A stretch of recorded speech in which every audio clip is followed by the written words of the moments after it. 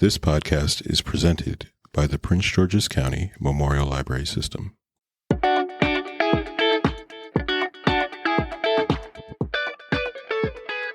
Hi, I'm Hawa. I'm Maria. I'm Hannah. I'm Heather. And this is our podcast, These Books Made Me. Today we're going to be talking about The Hate You Give by Angie Thomas. Friendly warning as always, this podcast contains spoilers. If you don't yet know who avoids wearing an apron while working at the corner store, proceed with caution. Was this everyone's first time reading? If not, how did this reread compare to your memories of reading it when you were younger?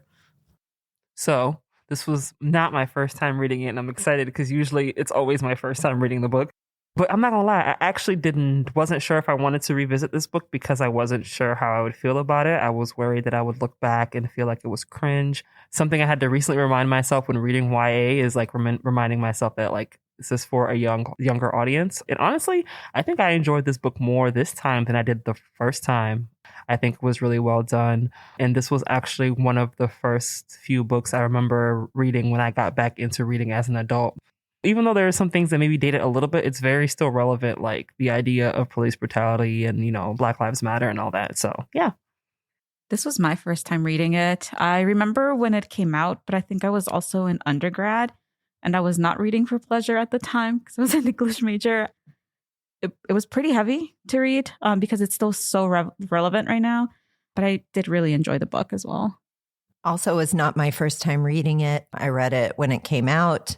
I thought it was an important book for the kids we were working with here at the library, so I wanted to make sure I read it so I could recommend it wholeheartedly or not. But I liked it a lot when I read it then. I thought it was important. You know, All American Boys was the other one at that time where I felt like it did a really good job of kind of having a finger on the pulse of how things were going in the country and made some of the turmoil that was happening like personal and accessible in a way that I thought maybe helped people empathize with it, even if it wasn't their lived experience.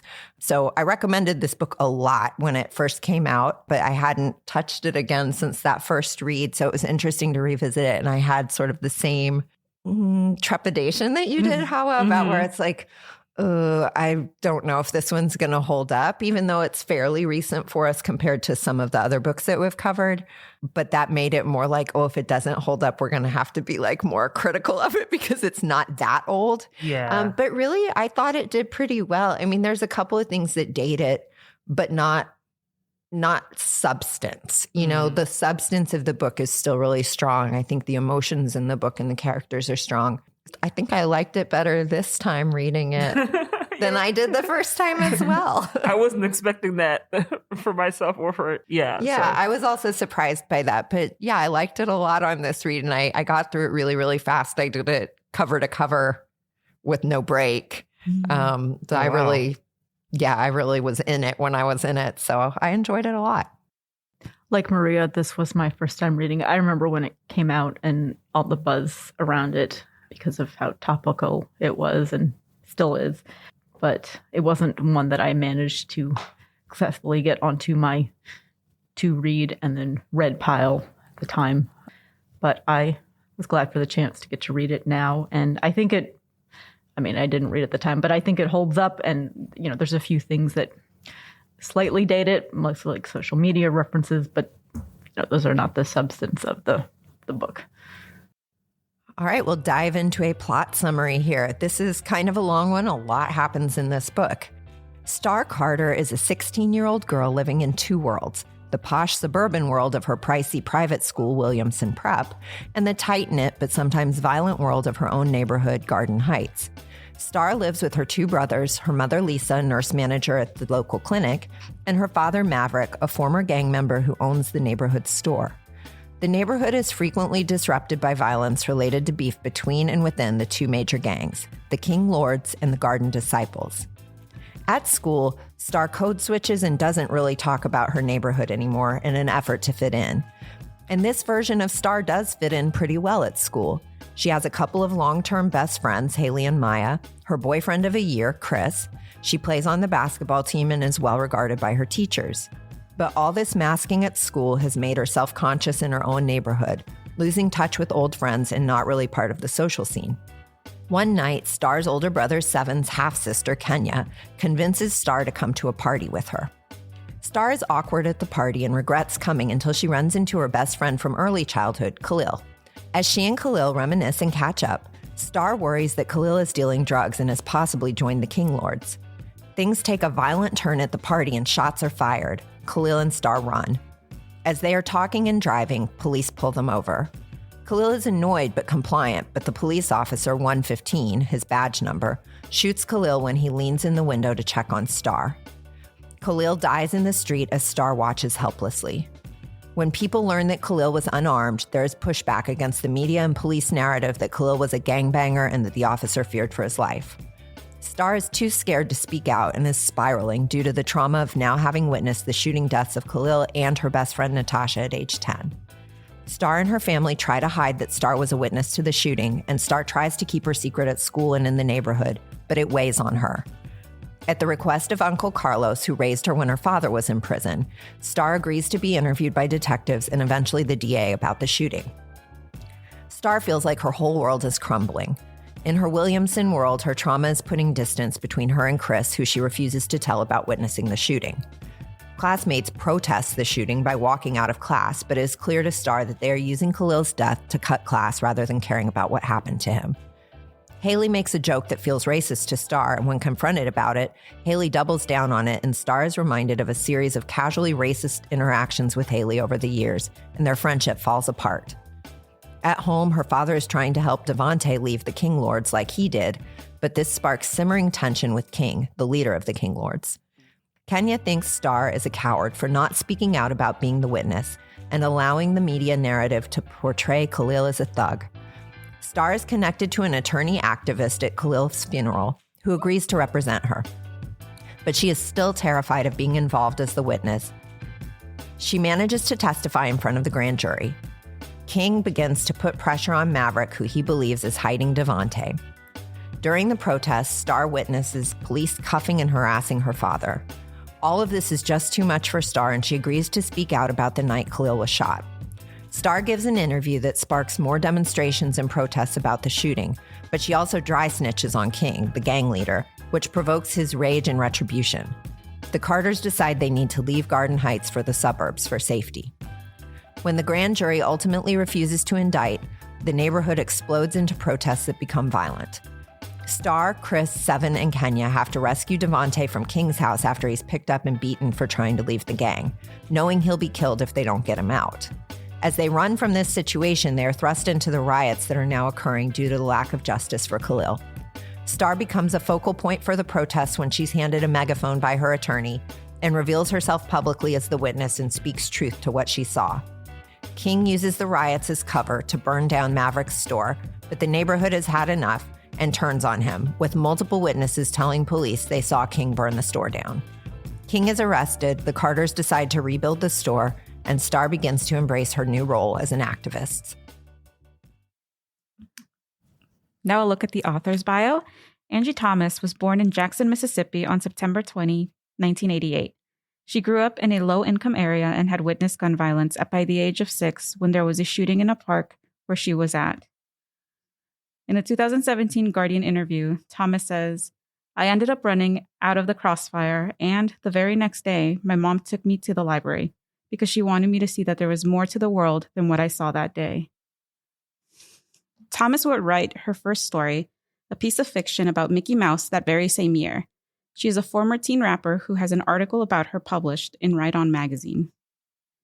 In 2009, the killing of Oscar Grant, an unarmed 22-year-old Black man who was shot in the back by a white police officer in California, prompted Thomas to write a short story that would eventually become her debut novel, The Hate U Give. She was angered by both Grant's death and the reactions she observed. From the same 2017 Guardian interview, one thing that stood out about Oscar was the way people talked about his past. Thomas explained, "At school, people were talking about what he had done, that he may have deserved it, that he was in the wrong. But Oscar could have been any of the young men I get up with, who were maybe doing things they shouldn't have been doing. They are all seen as thugs. They are put on trial sometimes for their own death." Thomas was in her senior year of college at the time of these events and wrote the story for a senior project. A professor of hers suggested that she could later turn it into a novel. She would turn the story into a novel while working as a secretary to a bishop. Quote, "I wrote while I was working," Thomas explains, adding apologetically, "Yeah, all of those curse words were written in a church." Thomas had difficulty finding a publisher for The Hate U Give and received help and an award from the nonprofit We Need Diverse Books in publishing her work in 2017. It would become a new #1 New York Times bestseller and later a major motion picture in 2018. Thomas's second book, On the Come Up, also became a New York Times bestseller and is about a teen rapper. It takes place in the same universe as The Hate U Give. She published Concrete Rose, a prequel to The Hate U Give in 2021. That same year, she published a book called Blackout, co-authored by Danielle Clayton, Tiffany D. Jackson, Nick Stone, Ashley Woodfolk, and Nicola Yoon. It tells 6 different linked stories of teenagers living through a blackout in New York City. Thomas published a middle school fantasy novel called Nick Blake and the Remarkables in 2023. Thomas lives in Atlanta with her puppy, Kobe.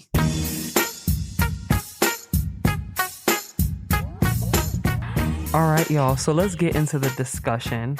So obviously race is a major theme in this book. Starr is a 15, 16-year-old Black girl living in what is considered to be the hood.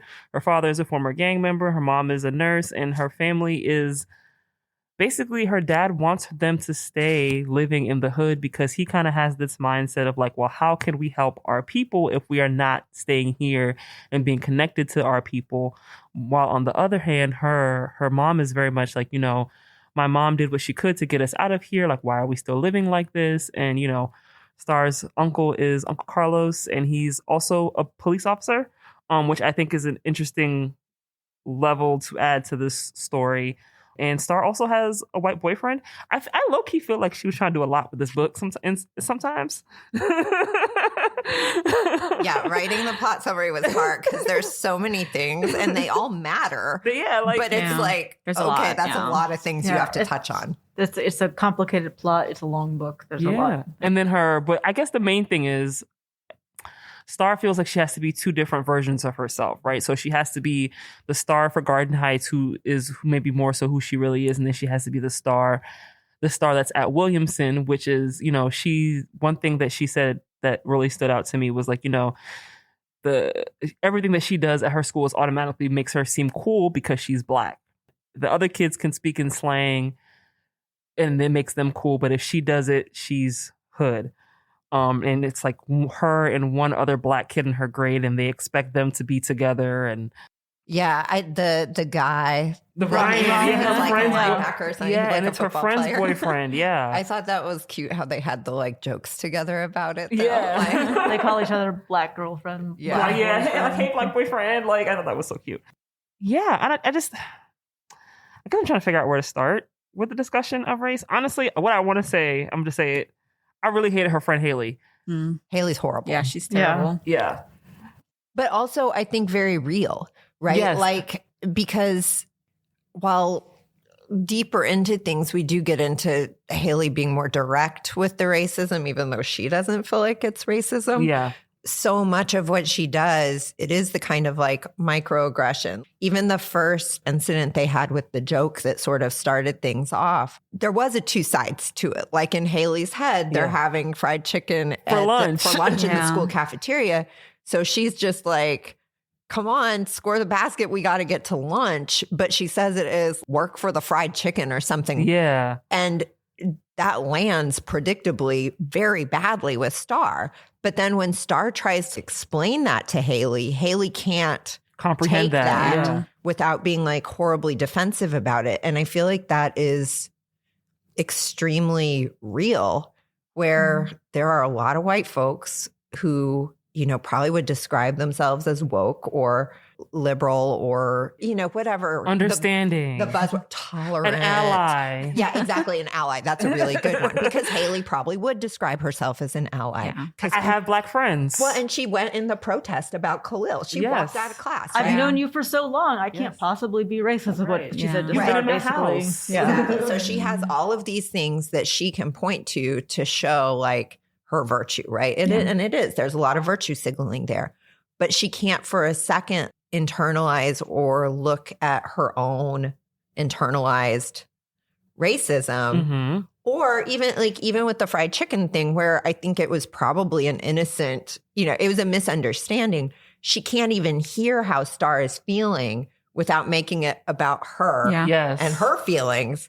And I think that that's really real. And just, she makes herself the victim in like everything, which just really, it's just so, it's very realistic though, to be honest. Too easy to go down that road and get in your own feelings about things when it's like you need to just sit back and listen and like hear, because it's not about you. Your friend said she was hurt by something you said, like you should listen. And Haley just made it all about her. Yeah, I hated that. I low-key hated. And this is something maybe Haley would say is like, why does everything have to be about race? And, that's something she kind of talks about a lot. Like she kind of just like, well, everything is about race, or you should be apologizing to me for calling me or accusing me of being racist. Like that's a very serious accusation. And they even talk about, what did she say? She said something like... Well, and Starr tried to clarify that too, right? Yeah. Because she said like, I'm not calling you racist, but what you said felt racist to me. Yeah, she was very clear. Haley still just wasn't hearing it. And you would think as a friend, you would be more like, okay, well, what did I do to... I would want to get a better understanding, but also I understand that they're teenagers, and also like maybe, she automatically felt like defensive of herself, but I just felt like you're constantly making stuff about you, even stuff that's not about you.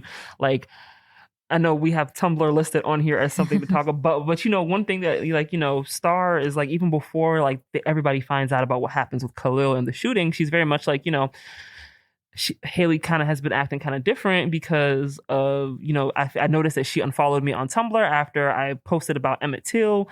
Later on, like closer towards the end, Haley's kind of just like, well, are you just mad that I didn't want to see that disgusting stuff? And Maya's like, his name was Emmett Till.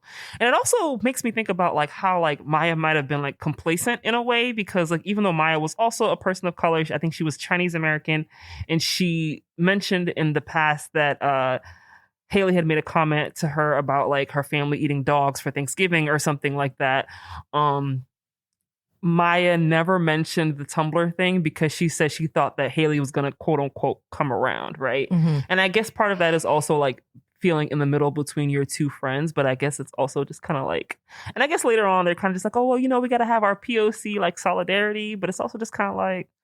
Well, and I think Maya was pretty alone. Like, I don't think we heard about even any other Asian students at the school of any nationality. It was more of her like found community, or like the community she decided on, because just she didn't really seem to have that support either. Yeah. So like there would be fear for that too. Like, okay, who do I pick here? Well, Haley has probably the bigger social group, and she has deeper roots at the school and stuff.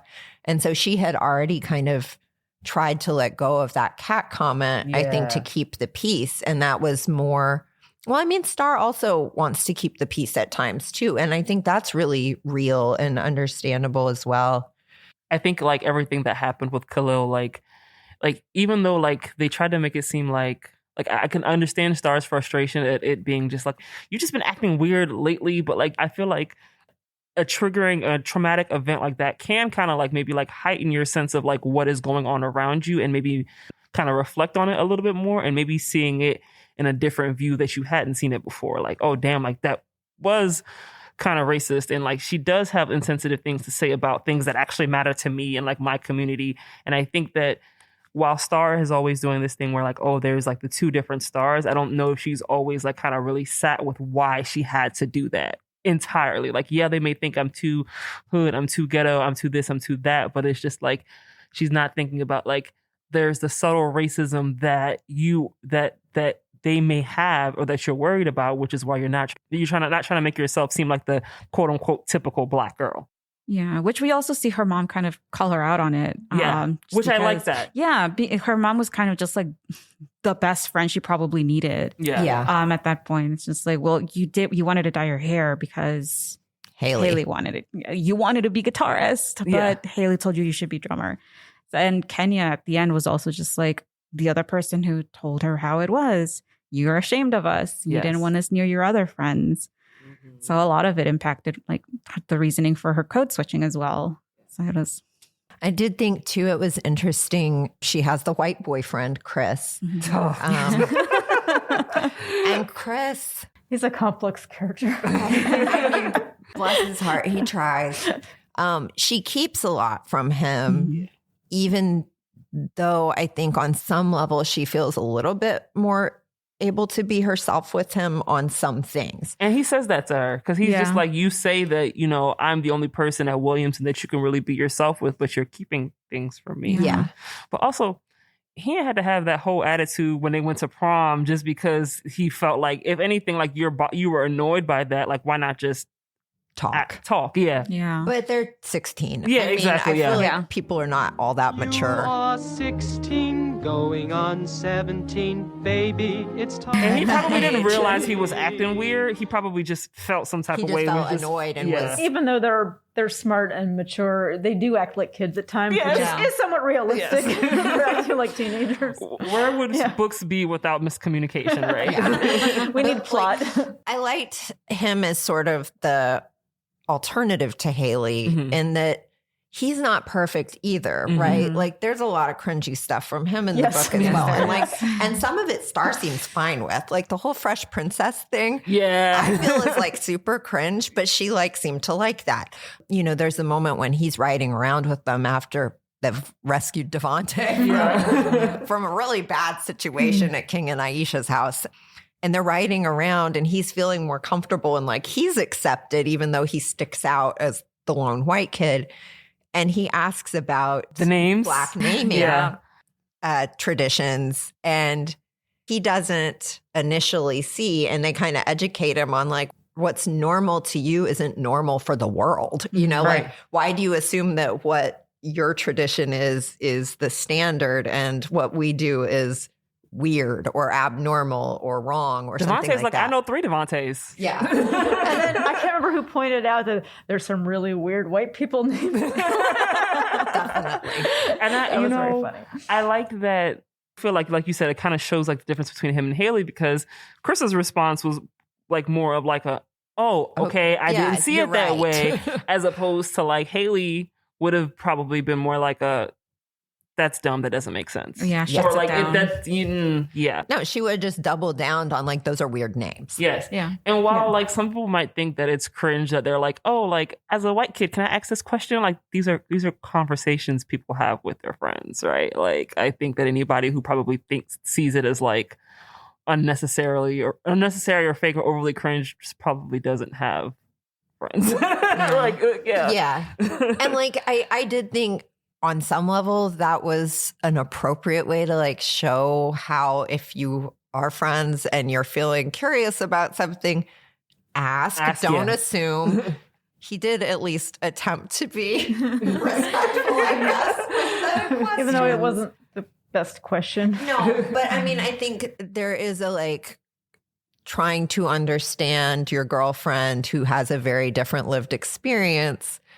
There's not a slick way to do that. Yeah. I don't think you're going to have some hard conversations at some point, and in both directions too. Like I'm sure Starr has all kinds of questions about Chris's parents' weird country club lifestyle, you know? So it goes both ways. And so seeing sort of the beginning of where they can talk about that freely rather than we're going to dance around it and neither of us are going to talk about it. We're just going to watch Fresh Prince together and like, that'll be enough. Speaking of their relationship, I do kind of like how Uncle Carlos and everybody kind of was hip to the relationship with the dad because the dad never really went over to that neighborhood.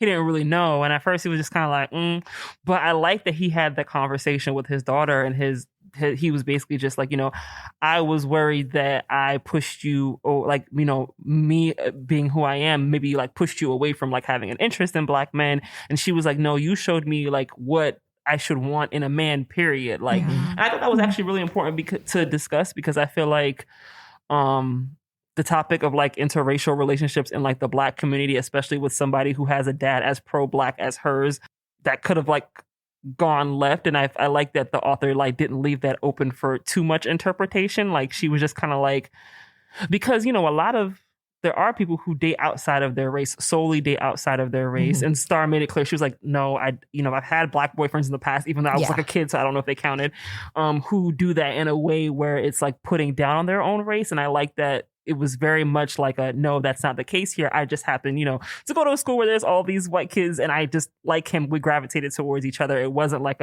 oh, my daddy went to prison and now I think all black men are trash. Like, because that could have easily been misconstrued. And I'm glad that was. That's just her social circle was a lot of them were white kids. And exactly. Yeah, that's because she ended up going to a school that was, and they love their matching Jordans. I loved her relationship with her parents. I thought they were so well like the relationship with and her siblings, like every one of her siblings, her parents, and their relation with everybody. I thought that was so fleshed out and so complex and so well done. Yeah, I thought her whole family was drawn really well. Like even her uncle. Like the uncle, the uncle, the grandma. Yeah. Like they felt like real people. Yeah.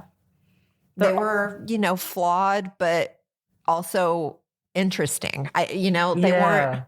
They seemed like complex in the way that real people are complex. Where like you can love this person, but they're kind of difficult on this thing, like her grandmother, or you can love this person and have real concerns about the career that they've picked and what that means about them.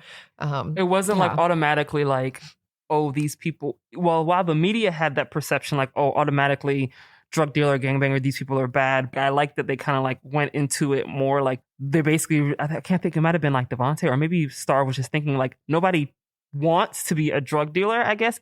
They don't choose that life because they have so many options and that's just what they wanted, And so I thought that it was really important that they reflected on that. And I don't know if I think that maybe her having a police officer as an uncle might have been overkill. I'm curious if that was like always in the story, because I feel like in some way, like in the description, we even say that she had a hard time getting this book published. So like, I'm wondering like, did they like, well, you got to include not all cops in there somehow or something? I couldn't find, because when I was researching for the author bio, I didn't find anything that kind of said why she had lots of rejection. So I'm not sure what the reason for it was. It just kind of said that she had a ton of rejections and she tried to get it published. And eventually that nonprofit helped her. And it was a little bit vague on the details of how it ended up published. But I am curious as to what. I feel like the topic of the book is probably the reasons for the rejection. Maybe that was it. It was probably too real for some people. With her uncle, and I felt like that was probably always in there because she did have such a through line of pop culture from different times going through there. Okay, they watch The Fresh Prince. She loves that show and Chris loves that show and they bond over that. But there's the reference to her like aunt and uncle being the Huxtables. Oh, yeah. Okay. And I mean, they like kind of literally did that. Like they just swapped the genders because it was the mom that was the doctor and then the dad that was like law enforcement. Because I think Claire was an attorney, right?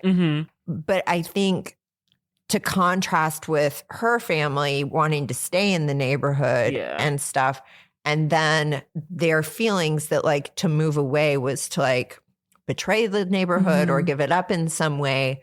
I thought it was really good when they had that discussion with Carlos saying like, I love the neighborhood too, essentially. Yeah, this is how I'm choosing to help my neighborhood. Like I felt like a call to go serve in this way so that it's someone who's from, Garden Heights that's working in Garden Heights and dealing with the crimes in Garden Heights rather than an outsider who's more likely to not view this person as a human being, but a Black kid reaching for a gun, and he kind of evolved on that initial point where it's like, well, any cop could do this if they're scared, where he's taking that blue line thing to the end of the book where he's saying like, I know in my heart I would not have shot because I would have seen Khalil as a human being, not as a thug and a threat. And I would have seen him as a kid who was scared and confused by the stop. And that's what people do when they get pulled over by cops, And he also talks about how, I know like there was when they were talking about like how the case was going to go, whether or not the grand jury was going to indict, he was saying that there was, there are a lot of us who want, justice in this case. Because it was him saying that, I could believe him. There was the whole thing where Starr confided in him, telling him the officer held his gun on me the entire time. He was like shocked, and for the while he was the only person that knew that. But then, she goes over to his house the next time and sees that he's home from work, and she's like, "Why are you home?" And he's like, "Oh, I'm, just on a little bit of leave." And she notices his knuckles are bloodied. And so you kind of want to hear more about Uncle Carlos's perspective, right? Because you see him going back and forth between like his colleagues and the sort of policing wall, and what his training has probably socialized him into, and then his community. And ultimately he punched the guy because he had held Starr at gunpoint after he had shot Khalil, rather than for the shooting. Mm-hmm. And I thought Uncle Carlos was an interesting sort of third party look at things, because he kind of, I think, still felt like he understood why a cop would be scared, mm-hmm. and why a cop might shoot even when it's unjustified. Mm-hmm. And that it's not necessarily like, oh, that cop is in the KKK on the weekends or something. It's so much is internalized through this job, through your experiences, through media, through all of these things, that it's not a conscious thing necessarily. It's a reaction in the moment. And so I think he had like some sympathy for that mm-hmm. as a cop. But at the same time, he's saying like, but that's not okay. Like, we have to do better than that. And so I think having that view, rather than just sort of the neighborhood view that like, nah, this dude just came out here to kill a black kid who was unarmed. And then the, white view, which was, oh, he's a cop. He got scared because he pulled over this gangbanger who was probably going for a gun, and he's a drug dealer and all of that. And so having kind of that middle path where it's like, okay, I understand that this may not have been like an intentional murder, like he went out looking to kill somebody, but it's still wrong. And how did we get here? I thought that was a really like valuable thing in a book for teens, because mm-hmm. I think as a teen, it's easy to be very like binary about things. Like it's wrong or it's right. And there's a bad guy and a good guy, and mm-hmm. there's this and there's that. And like, it's always more complicated than that, because it's society, it's the media, it's all of these things, just like Haley's like casual racism that she doesn't even view as racism. I rolled my eyes every time she came up in the book, yo. It's like, that is, but that's how that builds, right? Yeah. So if she's like that at 16, if she's a cop at 30, built into what she's doing then. Because even when she was watching the TV, like when she was watching it when she saw it on the TV when they were in I think it was Maya's room, and she was just basically just like, oh, that poor cop, they took him away from his family and da-da-da-da-da, even though he's not dead, right? Like nothing happened to him. He's not taken away from his family, but because of the media and how they're, whatever. What did she say? I highlighted what she said, because it pissed me off so bad. She trotted his dad out crying. Yeah, and stuff. She went from being like, that the incident, like with the comment, then she just doubled down and then went to terrible places mm-hmm. that you at the beginning of the book were hard to envision her saying, with being presented as her friend at the beginning. But I still think at the end of the book, if someone asked Haley, are you racist? She'd get really mad about it and be like, no. Because she doesn't want to be called that. The worst ones are low-key the ones who don't think that they are, because at least, it's hard. They really infiltrate themselves into your lives, into your community, and then they just drop hints here, and not hints, but like they do things here and there that have an impact. Because, if somebody's a blatant racist, it's easy to avoid them. Right. And you can just write them off, right. And she was genuinely like, I like the way that she was genuinely like, Starr was genuinely like upset about, their friendship and what they lost. Like, I think it's okay to recognize that, while this person may have been harmful to you, you can also recognize that you guys had a good friendship at a certain point in your life, and that, you guys were there for each other. And while she may not be a bad person. I mean, if you ask me, I don't really like her, but she may not be a bad person. She just is maybe a little misguided.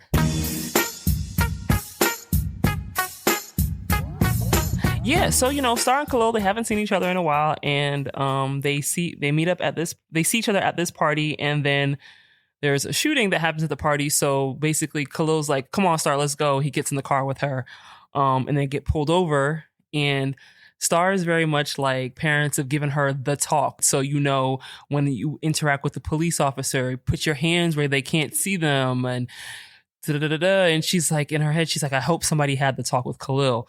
But Khalil was like raised by his grandma, right? And so she felt like maybe not, because there was, not the same figure like she had with her dad, Yeah, exactly. Or with Uncle Carlos even. Mm-hmm. Yeah. And yeah, so it gets pulled over, and he asks the police officer, like, why did you pull me over? Which is something he has a right to do, but you're, in a way, I feel like we're kind of taught not to do that, because it's like almost like your skin color doesn't allow you to ask those kind of questions. And the officer basically is just like, what did he say? He said something about he was speeding and a tail light or something like that, right? Yeah, the taillight was out. The taillight was out or something like that. And then he, of course, has Khalil get out the car. And Khalil, while the officer is... Well, he pats him down like multiple times, Yeah, like 3 times. Yeah. Right? So it's pretty clear from, well, at least to me, from Starr's description, that the pullover was not really about the taillight. Right. It was about like, oh, I'm going to bust this kid for I'm drugs. going to find something, yeah. Because he's got to have something on him. Right. Maybe it was that. I don't know if y'all ever heard anybody say this. They say at the end of the month, they I've got heard a quota. that. They got a quota. Yeah, I've definitely heard that. But yeah, and then at that point, he gets out the car, and after all that, he gets out the car, and while the officer is checking his ID or whatever, like he kind of like leans in. I think he leans in to check on Starr, or I think he's about to open the car door or something like that, and then that's when the officer is like, essentially, like, shoots and kills Khalil. That was really, it happened. I listened to the book this time around, so it was so hard to hear. Yeah. Like, it all happened so fast. Yeah, it was so hard to hear, because it's just like, and this is the one thing that I will say because I'm trying not to get too much into the movie versus the book, but this is the one thing that they changed that really kind of frustrated me. In the book, it's very clear, like, he's going to check on Starr. And later on, the officer claims to have seen that he was reaching for something. That he was reaching for something. Like a hairbrush or a pick is what it turned out to be. Yeah, the hairbrush. But it turned out to be, the officer claimed that he thought he was reaching for something because he said he saw it in like the passenger, the door. Black handle the door, or something. yeah. But in the movie, it's very much like, Khalil like he leans in to check on Starr, but he does grab his hairbrush and is about to start brushing his hair.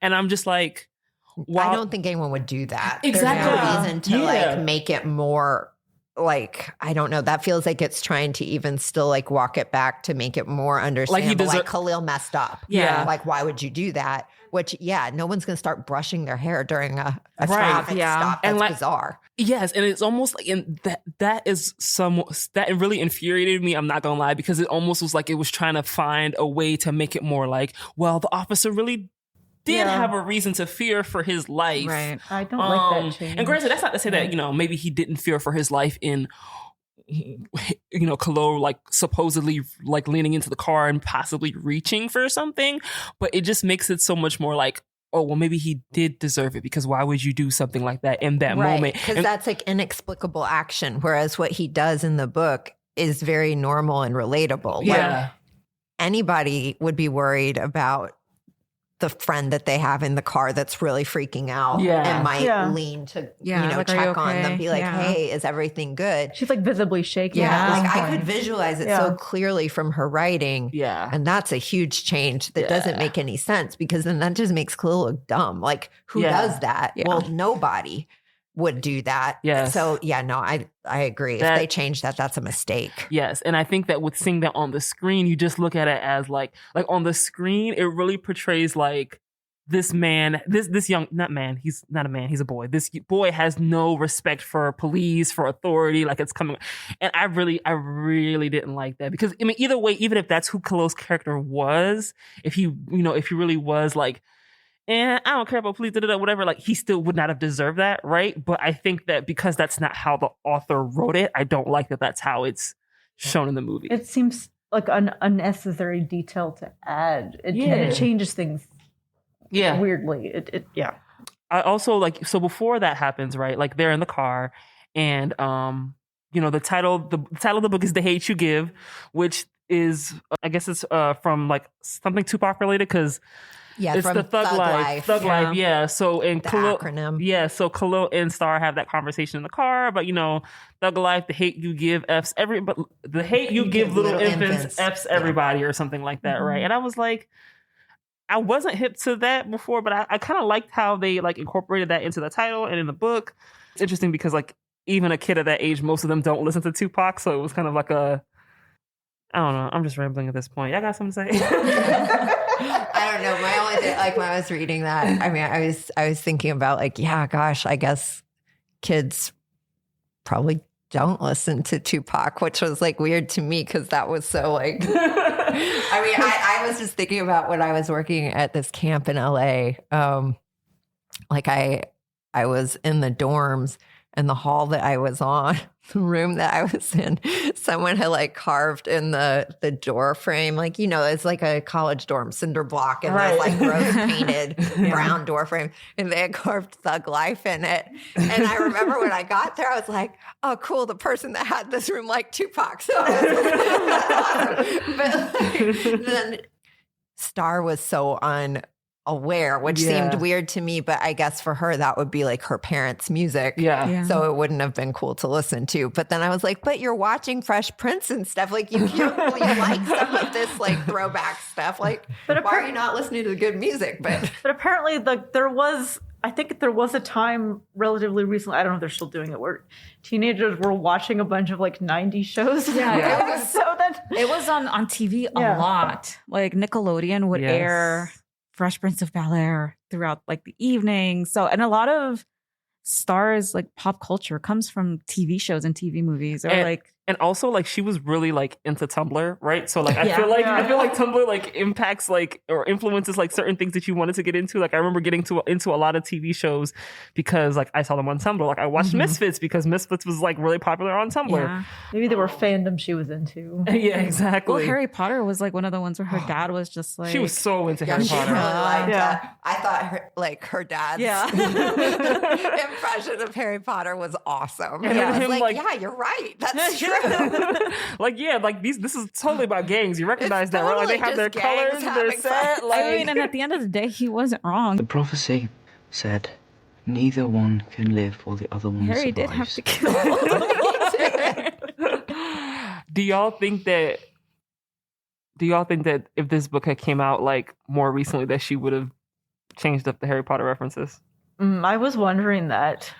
Maybe. I mean, that's more untouchable now, I think, because like just even declaring that fandom now, I think. Yeah. And even if maybe she hadn't removed it, her editor maybe would have. Probably, maybe take this out. And although, I mean, there's still a lot of people making money off Harry Potter. Oh, no, absolutely. It's still huge. Yeah. But I feel like someone as aware as Starr would have feelings about it. And now granted, we don't find out anything about how Starr feels about the LGBTQ community or anything, but I feel like that would influence how she thinks about that intellectual property that the creator is problematic, and she would step away from that. I mean, and Angie Thomas, and I don't know a ton about her and I don't know her, but I mean, she seems very socially aware, very activist, very like I'm sure she has her finger on the pulse of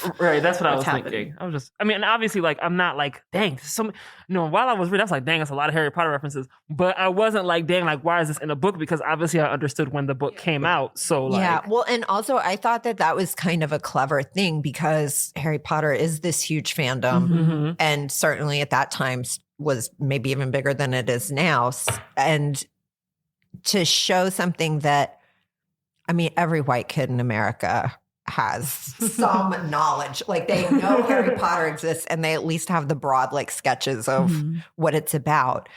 And so using this very, ubiquitous cultural touch point, and then saying like, okay, but look how it reads to Maverick. Right. And he's relating to that too, just in a different way. Mind you, it made that a lot more relatable maybe for a kid that's reading it. It was like, Oh, yeah, that's a good point. Okay, Yeah. now maybe I understand the Tupac stuff a little bit more Yeah. because, okay, like, yeah, that is the same thing. You're having fights with people who aren't like you, and you found this group that is like you, and they keep you safe, and they like, there is a lot to what And then Maverick said.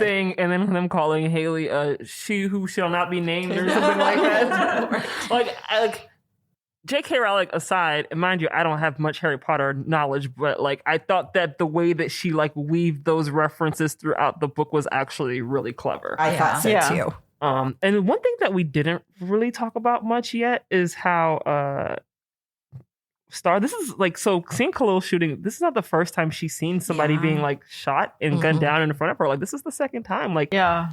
Natasha, when she was Yeah, 10 years 10. old. So that's just 6 years.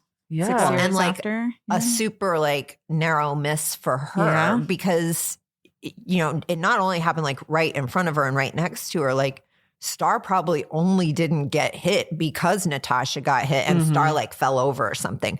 That's a near death experience on top of watching your friend She dove into die a in rose front bush. of you. Yeah. And like I think she had blood on her from the thorns and thought at first she'd She'd been hit. shot. Yeah. Like I hope they found so her much therapy. trauma. I hope so too. I was know. I thinking did that. kind of like with that. It was like, Yeah. oh gosh, I wish she had gotten some help Yeah. from someone. Which, now that you mentioned the rose bush, like at the end, her dad is also rescuing the roses as well from like the store. And yeah. it's just like he's cutting it up, and it's just like if you change the soil, they'll flourish again. Well, Is that the concrete rose reference? See, Is that, that's think also so. a Tupac. That's another And Tupac I think reference. That's a Tupac thing too. Yeah. So I thought that was intentional Yeah. as well. Yeah, I mean, she's doing a lot in this book. It's complex. I mean, it's certainly written at a level that a teenager or younger than that can understand it and enjoy it, even if they're not catching all the references. But I think there's a lot of symbolism and stuff that is there to explore if you want to read it more deeply, for sure. It was. I really enjoyed this. Like you said, how you said you read it cover to cover. Like I literally started yesterday and I finished today. Like, and when I didn't finish like right before we recorded this time, so go me. I finished a couple hours ahead of time. I did. But like I actually like, because I was reading in between like desk shifts, and I actually was looking forward to like being able to come back and pick up where I left off, because I think it had been, even though I got the gist of the story, it had been so long since I've read it, I was able to enjoy it almost like I read it for the first time. I did think it was a little weird though, with all of her kind of fandoms for things that were like nostalgia, like 90s stuff like Fresh Prince. I was a little confused why she didn't have like even Tupac as an actor. Like she seemed very like not connected at all to the music from that time, which is weird with Will Smith. Like you would think, okay, well, at least she would have been interested in him as a rapper. But like, even if she only liked film, TV, that is she not watching those like 90s movies or the like late 80s stuff that had, because like Tupac was very multifaceted and he was, I don't know, I guess like I expected that she would have been into that as well, but maybe not. No, that's a really good point. You mean Starr as a character? Yeah, okay. like that she would have just been like feeling that era and would have dabbled in a lot of things and would have encountered him. Like, I don't know. I guess I was thinking like, how do you miss him in the whole like? I feel like because with like what you said about like the Fresh Prince being like reruns on Nickelodeon a lot, I feel like that made it a lot more accessible as opposed to like maybe some of the other stuff that Tupac is in. Because honestly, like even me, I'm 31, right? Like I don't know a lot of Tupac, like of what he's been in and like his music, especially not as like a teen. Maybe like now, more so looking back, I know more of it, but like I didn't know much. And so Starr's character, I think, because I was looking up something, I think Starr and Khalil, all of them, their age range is more of like born in the early 2000s, I think. Yeah, it would be because like if 2001, she's 16. Yeah. So that's not too surprising then.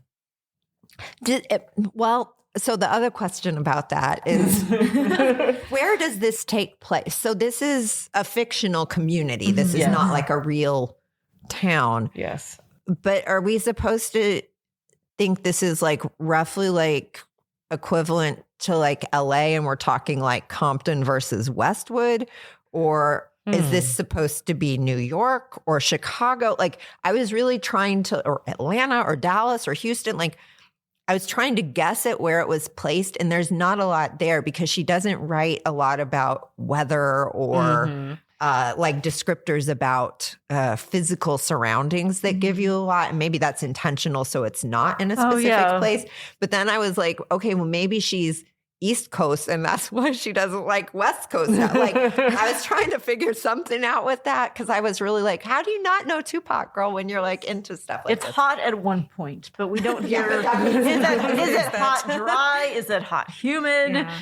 We don't really like get changing of the seasons throughout the book. We don't get like references to like if they're near the coast. Yeah, it's just hard to place it where it is. I mean, I don't know. At least for me growing up, like Tupac movies, for instance, we had cable by then.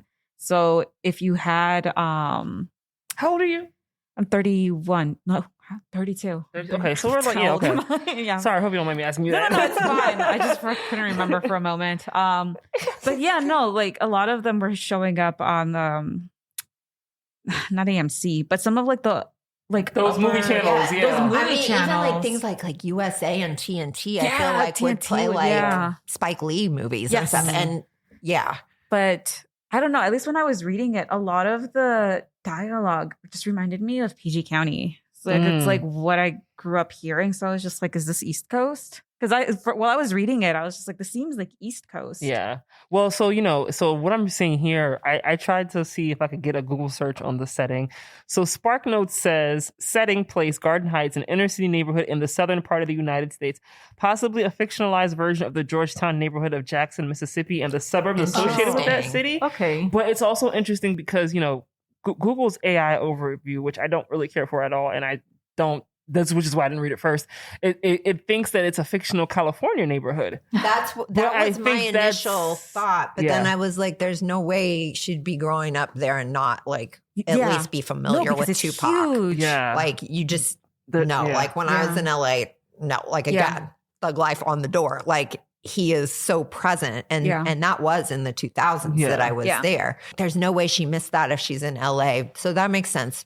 Yeah. No, the author wrote this like around 2009 for her class. So that was my senior year of high school. Mm-hmm. And that like we knew about Tupac, especially because our teachers were like huge. If like, especially my art teachers, I went to school in Fairmont Heights, which is like right by DC. So like all of our teachers, especially our art teachers, were always playing Tupac or Biggie while we were like working on our projects. So I don't know. Yeah, I think it's interesting that she wouldn't be familiar. I'm even over here on Google trying to find like stills from the movie and see if there's anything outside. Like what are the house there is. palm trees out there? I feel like her dad would have played Tupac for her. Yeah. Like the way he because he would like quiz them on quote. Like, he clearly was mattered to him to maybe he thought of pop culture as a different education. Yeah. Well, that was what pulled me over to like they must be on the East Coast and he like is anti-Tupac because he's pro Biggie or something. But did she talk to her dad completely about oblivious to it? Yeah. She just felt like that made Khalil an old head for listening to it. Yeah. Which made her align him more with his cool, dad. though. Yeah. Am I misremembering? Didn't she talk to her dad about Tupac? She lyrics did. at She Depth? did So he was a eventually. Tupac fan. Yes. Yeah. I was I don't know where these people live. It's relevant. No, but it's a very It's like good The point. Simpsons with Springfield, like Yeah. which could be like anywhere. Every state has a Springfield, right? No, it is interesting though. I do wonder in retrospect if it might have been interesting or helpful if she had grounded it in a real place rather than making it a fictional place. Which is probably why what Howell was saying earlier, that she wanted characters to any kind of like young Black girl to identify with Starr. Right. It was maybe the same with like the area. Well, and then you also would be looking at like real gangs rather than like made up ones. And so maybe that would just not feel authentic. Like you can't really like write it to LA and be talking about the King Lords and the Garden Heights because those aren't like things. Like it would be Crips and Bloods. Yeah. And like, that makes a lot of sense. Yeah. One thing that they said in the book that I thought was interesting was like, nobody around here drives a car that's gray or green unless they're a king lord or a disciple. And I was like, Gray? But every car they sell is gray. Like, you can't buy a car that's not gray now. Like, some lady in like a gray, like We got a Sienna to match how awesome. Toyota Sienna or something. I like to call it the swagger wagon. Yeah, we came up with that. I think she's repping King Lord. a gray minivan. Oh my God, that's actually hilarious. Okay. One thing I talked about before we started recording was the difference of Starr in the book versus Starr in the movie in terms of like who they chose to play Starr in the movie. So in the book and on the cover of the book, right? So Angie Thomas quickly describes Starr as being medium brown complexion. Mm-hmm. The cover of the book has Starr on the cover, and she's what I envision when I think of a medium brown complexion, something closer to my own complexion. Mm-hmm. For the movie, Amanda Stenberg is playing Starr, who is Amanda Stenberg is actually biracial, so she's very, very light-skinned Black actress. Not at all what I think about when I think of medium brown complexion, and a lot of people were discussing that when the movie was about to come out. And it was interesting because Angie Thomas basically was like, I don't control the cover art, but I was also very vague about what Starr looked like because I wanted every Black girl to see themselves in her. And while that's something that I can understand, and while I do think that it's probably just more so she didn't think that people were going to look that deep into who they chose, I do kind of feel like the story probably would have benefited from maybe having an actress who was maybe like more like medium brown, like she was described in the book, because I feel like when you're talking about something like race and police brutality, I feel like colorism and complexion does kind of play a part in how you are perceived by the police. Mm-hmm. And by the media too. Exactly. And I think that even like with Starr and her hanging out with Seven's sister Kenya, I feel like when you see it on the screen, it almost looks more like look at this brown skin ghetto girl next to this light skinned Black girl who goes to a private school and is completely different. Like, I know it's not probably meant to read or see like that, but that's literally what it looks like on screen. Well, and I kind of hate it. And that too, to me, seems to like ring a little hollow, because doesn't she in the book talk about Carlos and Lisa? So Lisa the mom, Carlos the uncle. Doesn't she say Carlos got the lighter skin, and that her mom is more medium skinned, which I think is also like her grandma. And she's talking about how she kind of looks like her mom and all of this. But I thought that the implication was also that like Carlos was like benefited from having lighter skin. And so he has integrated into this white community more easily than say like Devontae will. Right.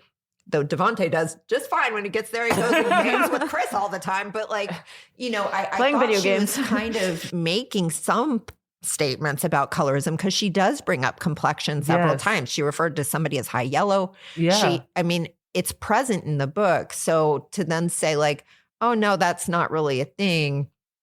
I would have rather her just been like, this who we picked. This who we chose. Because honestly, like, besides the complexion, I do kind of feel like Amanda did a really great job of like portraying Starr in terms of like how it was written, right?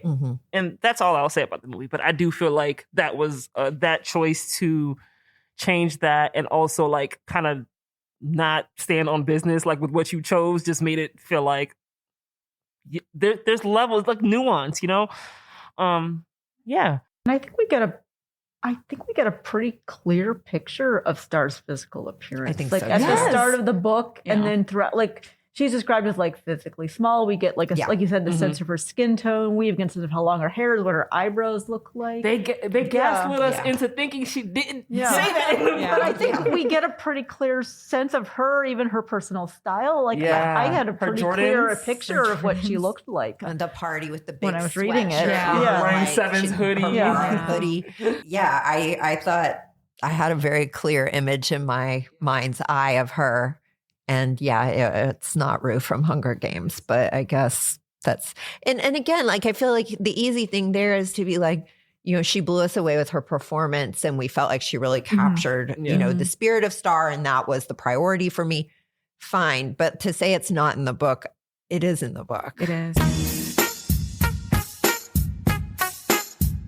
The whole concept of like snitching and dry snitching, and I thought that it was really interesting how like leveled it kind of was in this book in a sense, because you have what's the store owner's name? Oh, Mr. Lewis. Mr. Lewis I basically was gets so scared. I know, I was like, that guy I was like, what are you doing? but he didn't care. He didn't care at he all. was done. He was like, I fought a war. I'm going to say what Well, I and want. then he was like, I'm retiring. Like, he was just at the end of his rope with all of that nonsense with King. He was like, I'm tired of this gang BS, which I think is an interesting, like, nuanced way of discussing it, especially because I feel like there are a lot of people who, well, I can't speak for this experience because I did not live in the hood, but like there are people who are just kind of like, you know, these people are coming into our neighborhoods and ruining everything, and why should we protect them, which is like an understandable way of thinking of things. But then you also have like they felt like Starr going on TV and basically saying like, well, Khalil was selling drugs because he was trying to help his mom get out of a debt. In a way, they also kind of saw that as snitching, even though she didn't necessarily like name names. Her lawyer even warned her against, Like, well, yeah. not about that part, but about to avoid talking about that women. aspect. Yeah. All right, y'all want to get into this quiz? Okay, so the quiz that we are taking today is called What 90s Rapper Are You? You know, because this book was obviously very heavily influenced by Tupac. Come on. I see no changes. Wake up in the morning and I ask myself, it's like worth living. So we thought that would be fun. Shout out to Heather for finding it. Which rap lyric is your favorite? I hear Brenda's got a baby. I hear Brenda's got a baby, but Brenda's barely got a brain. A damn shame. 1, 2, 3 into the 4.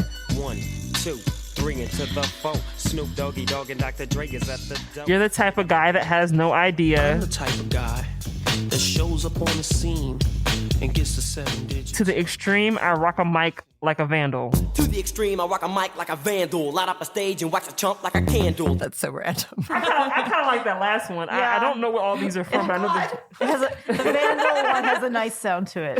Oh, no. I like the to the extreme, I rock a mic like a you vandal. guys. Oh, no. Okay, well. What are we? That's the wrong answer. The wrong answer. Okay, I'm going 1, 2, 3 into the 4. Which rapper would you rather hang out with? Humpty Hump, Dr. Dre, Kool Moe Dee, or Macklemore? I only recognize Dr. Dre and Macklemore. Yeah, for sure it's Dre. I'm picking Kool Moe Dee because Wild Wild West. Wild Wild West. I don't know who that is, but I like the name, so we're going to rock with it. I'm just going with Dr. Dre because I don't want to hang with Macklemore. I don't recognize him. I'm gonna pop some tags. Oh my god, it's in my pocket. Oh my goodness! I'm trying to get Snoop here, so I'm gonna stay consistent. Okay, you know what you're looking for. Okay, so how important is it to you to hang with the ladies? It's not at the top of my list. Pretty important, but I would rather party with my buddies. It's the most important thing for sure, or I would rather work on my dance moves. I mean, I don't know which of these is a Snoop answer necessarily, so I'm going to go with party with my buddies, I think. Do you like weed? I like it, but it's not important to me. It's the most important thing ever. I like it, but I like the ladies more. I don't get into it much. I feel like I have to say it's the most important thing ever to get Snoop. I think if you want Snoop, you have to pick that one. I'm going with it. I'm still trying to get Snoop here. I love how like she's very specifically on a mission, and the rest of us I are am, just because I don't want to be like, well, first of all, that first answer makes me think that we've got like Vanilla Ice floating in here. No, not Vanilla Ice. So I'm trying to avoid that. What if I end up with I that? don't want to be LL Cool J. But the ladies love. Oh, that's clearly where they're going with all these ladies' questions. Yes, Okay. This is all him. But like, I'm okay with Tupac or Snoop. Okay. So going for one of those. How good of a dancer are you? I am pretty good. Not that great. I am better than most. I am the best. Not that great. Not that great. I'm okay. I'm also okay. Do you work out? Not really. Not at all. All the time. Most days I do. I do not work out at all, y'all. Most days I do. I don't know what Snoop's workout regime looks like. I don't even know which one is him. We can gauge through the Olympics. He seems very fit to me. Yeah. Have you tried? Sorry, this is random. Did you see it when he interviewed Michael Phelps and he tried to swim? Yes. Should we should we call it a comeback? Call it whatever you want to.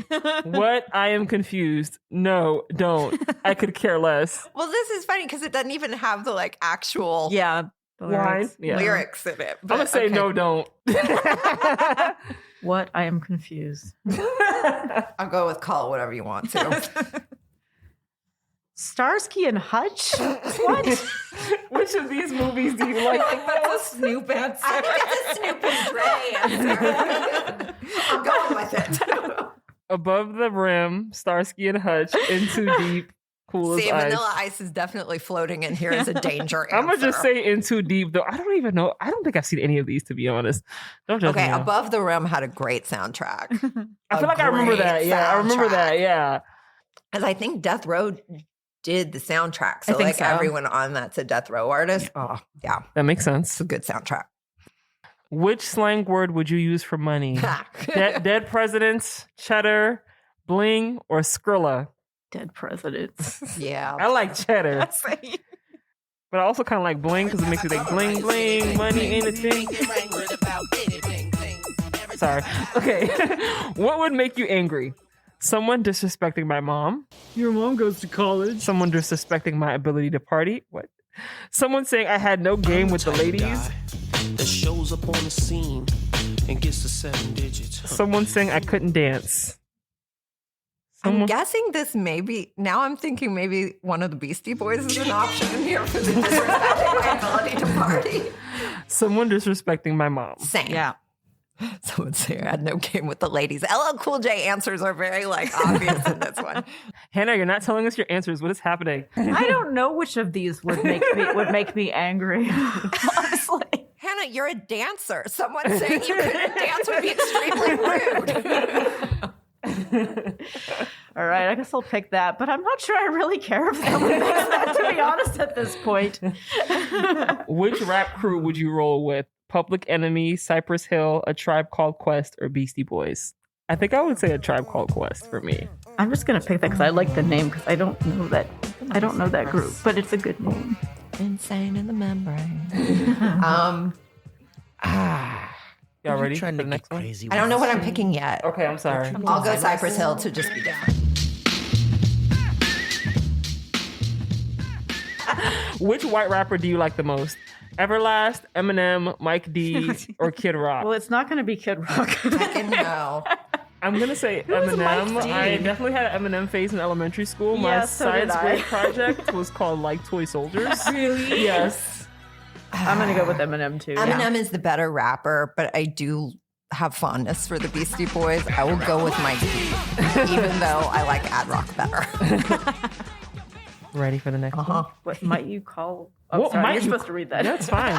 What might you call a woman? A shorty? A bizzle? A dime? A chick? I'm going to say a shorty. I'm a dime here. Really? Yeah. Aren't you trying to get Snoop? Yeah, but that's bizzle? What of those, that's what I'd be more likely to say about a woman. I'm torn between which...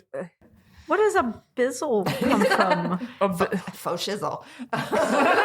Okay, I'm just going to go with that because it's fun to say.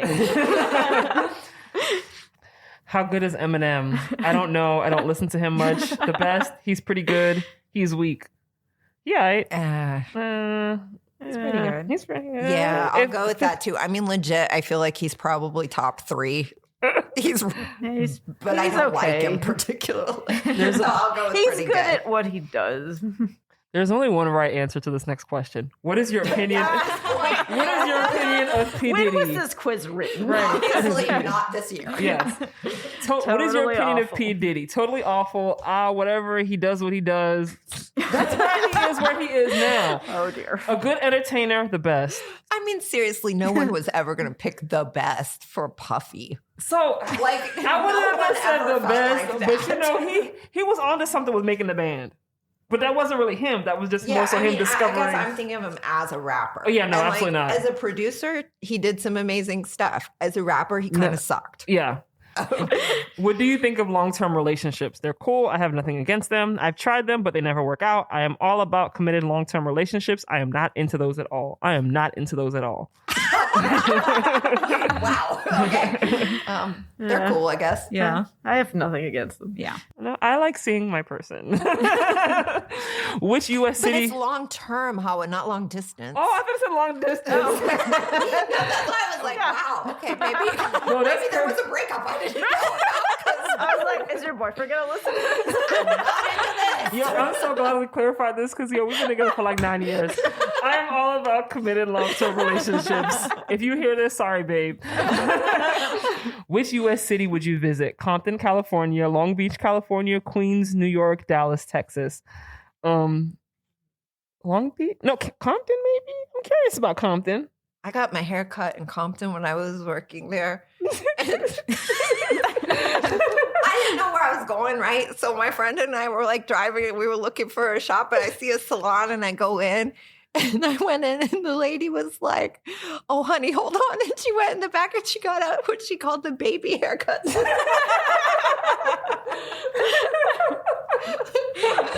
And then she gave me like one of the best haircuts I had ever had. Well, she was so careful and like, oh, she did such a great job. Does that mean you're picking Compton, California? No, because I think I'm actually going to California and Long Beach is closer to where I'm going to be. I'll say Long Beach. Compton. Mm-hmm. I don't know where any of these places in California are. There's so much California. It's LA.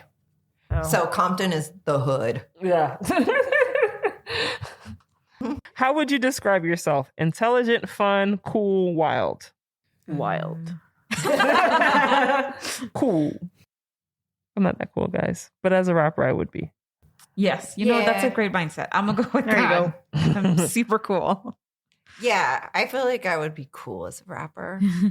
Well, I'd be fun too. I'll go with fun. I don't know which of those is Snoop. I think he's very cool, but also he's fun because he's bringing the brownies. Do you write poetry? Yes, I love expressing myself that way. No, but I write good rhymes. No, I don't read it either. Poetry, who does that? Yes, but now I think I'm going to get Tupac. Poetry, who Do does I that? write poetry? No. Poetry, who does that? Answer. Poetry, who Yeah. does that? How hard are you? Totally, no one messes with me. I am pretty tough, but my friends are even tougher. I am a lover, not a fighter. Not tough at all. I'm a lover, not a fighter. Not a fighter as well. I'm going with totally no one messes with me. There you go. Same. And then I answered with our car knives. That's right. That's how we press the button. Would you perform a different type of music if you thought you could make money at it? No way. I rap because it is who I am, not to make money. No, I just rap for fun. I don't know. Maybe as long as I could keep my pride, sure, why not? As long as I can keep my pride. I'm imagining like what kind of music you're doing and not keeping your pride. Like, you go from rap to like easy listening. Polka. No way. I rap to make money because it is who. Weird Al. Only Weird Al can be Weird Al. So I guess I can go first. We can go Yes! He is okay. Did you get Snoop? I got Snoop too. I got LL Cool J. Really? I got Snoop. Okay, so you got LL Cool J. While a lot of people you know are into being all tough or partying all the time, you are way more interested in spending time with the ladies. Sure, sometimes you like to act tough, but everyone knows that isn't really what you're all about. You've got more charm and charisma than you know what to do with. East Coast is where it's at. One of y'all want to read what Snoop Dogg said? Since y'all all got Snoop Dogg and didn't tell me. Nobody got Tupac. That's crazy. thought I might with the poetry answer, but no such luck. While a lot of people consider me, Hannah, and Maria bad boys, we just want to chill out. We're all about hanging out with our boys, being mellow and having fun. People should not underestimate us, though. We have a good flow to our style. And although we seem kind of goofy, we are not someone to be messed with. Woo.